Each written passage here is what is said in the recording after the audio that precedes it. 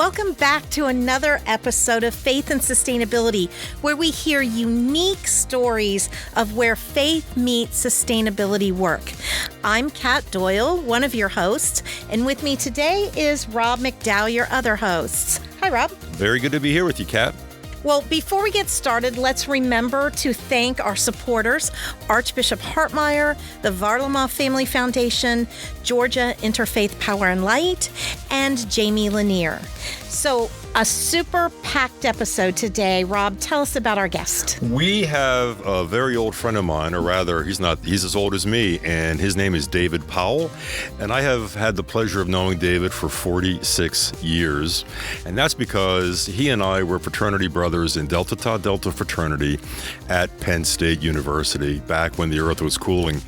And Dave has a fantastic faith journey throughout his life, and he is going to tell us all about that and the amazing work that he does drilling water wells. Welcome, Dave. We're happy to have you today. It's a pleasure to be here with you. So, Dave, as long as I've known you, even back when we were drinking beer in a fraternity, you had quite a deep faith. So tell us a little bit about the faith, your personal evolution of faith throughout your life. Yeah, sure.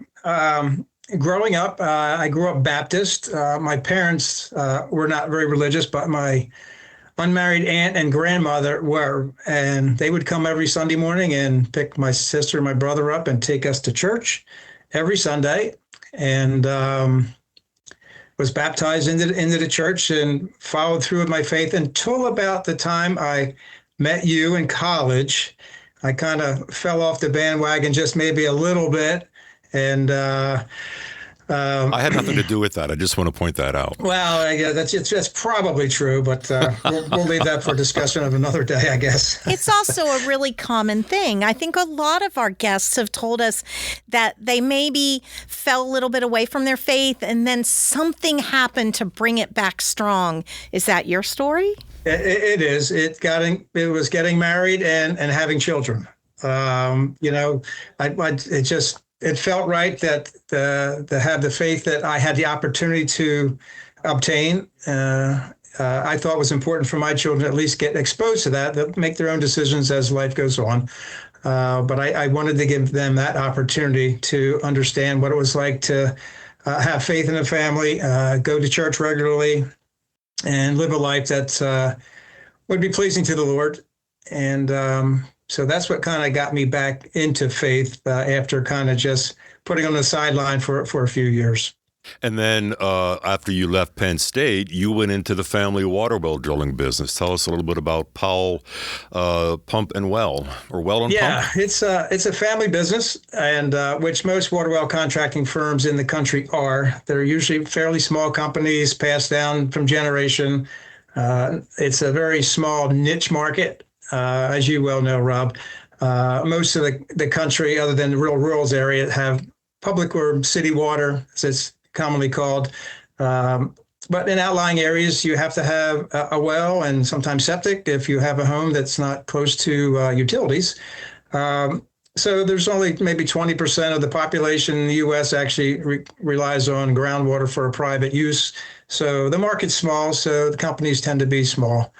Came out of college at a time when jobs were not too prevalent back in the early 80s, and decided to start with my dad and end up staying longer than I thought I was going to, and end up taking over the company and running it for 25 years myself before passing it now to the third generation. This is an amazing story because so much of what we look at when we talk about the earth and taking care of creation, it goes back in history, but it's about preserving the earth for future generations. I love the fact that this is a generational business. In terms of doing the business, were you doing this all locally? And what maybe made you, or have you had the opportunity to branch out more, even internationally? It's most water well contractors, we probably stay within a 50-mile radius of our shop and our office. Logistically, it's hard to do good service when you're 2 or 3 hours away from somebody. So usually an hour, hour and a half travel time is probably what we kind of stick to. You also get used to the geology in your area, which can change drastically, even across the street in some areas, but at least you have an area that you are familiar with and know where you might get into trouble or not. So it helps just to have some really good, strong experience in the areas that you're working. So we kept the business, fairly to a local area that we're comfortable with. But then in 2004, I decided to give back. I thought I was going to do something later in life as I retired, but as it turned out, when I was in my 40s, started thinking about more international nonprofit work. So I started a nonprofit, Wells for Relief, back in 2004, and started doing some project in North Africa and Morocco. And that's gotten me to where I am, 20 some years later, still doing it, actually. So it went from Wells for Relief to Wells for Life, and now you have merged with some other nonprofits? Yeah, it's been a little bit of a convoluted effort. The original organization that I started and incorporated was Wells for Life. And then I got contacted after several years from another company out in Kansas, I think, and they were working in India, and we had the same name. Even though I incorporated in Pennsylvania, I didn't trademark the name, and they were concerned that I may end up with some of their funding. So lawyers got involved, and I ended up having to change the name to Wells for Relief. And then the lawyers called back and said, no, there's too many letters the same in the name. I said, you know what? I need to talk to your owner, the president of your organization. I got on the phone with him. I said, look, we're both Christian people trying to do good work here. My name's not your name. Call this lawyer on your board off, please. I'm wasting money that I could go help people with. And he agreed. And so it was Wells for Relief until about 2017, when I moved operations down into Ghana from Morocco. I was working alongside a good friend of mine who was doing some work since 2006 in Ghana, and we were working side by side. And at some point, it just made sense for us to merge operations and consolidate, raising funds and all that stuff. So now we are Lifetime Wells International, working in Ghana and Tanzania. How do you decide, when you're in Ghana, how do you decide where to go into a community and drill a well? It's a little bit of collaboration with the government to some degree. There's the government of Ghana is unicameral, similar to England. It was a British colony back in the day. And they have what's called members of parliaments. We call them MPs. And they have a district, and all of them have water needs in Africa. So we have a process where they can apply to us to have us come into their district and drill water wells. And we'll typically drill 50 to 100 in a district before we move on. But it's a process. They have to agree for certain things to provide us, and that we'll do certain things. There's MOUs signed between them and us, and then the next level down to the district, where we have to have someone from the district actually take our crews around to the areas. We want to inspect and make sure that the need is there for us to be there. And that's pretty much how it starts. Wow. That's a lot. One, a lot of paperwork, a lot of government, I guess, relationships that you have. Do you do any work with the people themselves in the community? In the Catholic Church, we had our last pope who wrote an encyclical, Laudato Si, that talked about hearing the cry of the earth and the cry of the poor. And one of the things we talk about is working with the people, not necessarily doing for the people. So do you have the opportunity to be in any relationship with those communities? Yeah, absolutely. The people in Ghana, everyone that actually work for us there, we have a separate NGO, nonprofit organization in Ghana, Lifetime Wells for Ghana, that our money goes to. They all are Ghanaians that work for us. I've got about 10 full-time staff there, and about 20 part-time staff. And as far as the communities, when it really comes to sustainability, and where my heart is in this work is keeping all this stuff up and running. Now, at any given time in Africa, whatever improvements have been made in water infrastructure, sanitation, anything that's installed typically within 5 years does not operate anymore. And that's because the people aren't getting trained. They're not stupid people. They have some ignorance in certain things they just don't know. But if you take the time to educate, and it takes time, you just can't come in. And there's a lot of wonderful organizations doing good work. They come in, they do their projects, then they leave. Well, if there's not follow-up after that, it's not going to operate very long. So we spend a lot of time and a lot of money up front before we even go. We have community organizers that will go in and talk to community, say, do you want this borehole? This organization is willing to give you the borehole, but you have to agree to certain things. One is to set up a Watson committee, a water sanitation committee. We'll teach you how to get a president, a vice president, a secretary, a treasurer, a caretaker, have meetings. We'll help you set up a bank account. That you need to save a little bit of money when you're taking water. So when the mechanics that we hire and train to come in to repair these and monitor its use, that you'll be able to pay him his maintenance. And so we really spend a lot of time and money doing that ahead of time. I love it. When you are with these communities, you are doing this out of your faith motivation. Do you worship with these people? Are they in tune with your faith motivation? And is there a feedback in there? Yeah, on this last trip, which was just a week ago, I was in Ghana with 4 women from the First Presbyterian Church of Westchester, Pennsylvania. One of the pastors, Caroline Cup, and 3 members of their mission committee. They had been supporting us for a number of years and wanted to come over and see the work firsthand. So when we get in, I made a special effort to actually, my country manager, Christine Pomeroy, is very involved in her church. She's actually an installed pastor there as well. And we went to her church on Sunday morning before we hit to the field. And that afternoon, start the 6-hour drive to where we're going to be. In the communities themselves, we don't typically worship with them. And we actually work with Muslim communities and Christian communities. The country's about 70% Christian, but up in the northern part of the country, it can be as high as 70% Muslim. The more north you go in the country, you get up close to Central Africa, Burkina Faso, which are all Muslim countries. So you have more of an influence up there. So we don't distinguish between that. Everyone's been created by God, and everyone needs water. So they see that we are people of faith, and that we are looking out for them. And that opens some eyes sometimes to say, why would these Christians come in and be working for us? But it's because it's the love of God in our hearts, and we're here to help and hopefully just show God's love through our actions.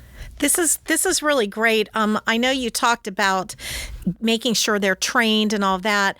I actually was in Nigeria on a trip, and one of the things we did is we got to this village, and there was this beautiful well right in the middle of the village. And I had spent the day with a little teenage girl, and she said, I have to go now. I have to go get water from the river. And I'm kind of like, but there's a well right here. And she says, oh, it doesn't work anymore. So I've seen what you're talking about. And I also know that there's the adage that, when helping hurts, when we go in and try to help, but we don't do a good job and it can cause harm. So I applaud the fact that your organization is making sure you're doing everything possible to make not only the water available and sustainable, but the ability for the community to sustain the well. So kudos for that.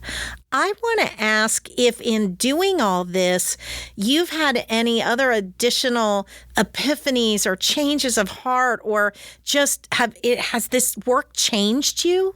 Yeah, in a lot of ways. I'm as fallible as everybody, and the materialism of the world it's all around us, and it's very enticing. And where we are on the spectrum of rich and poor is very relative.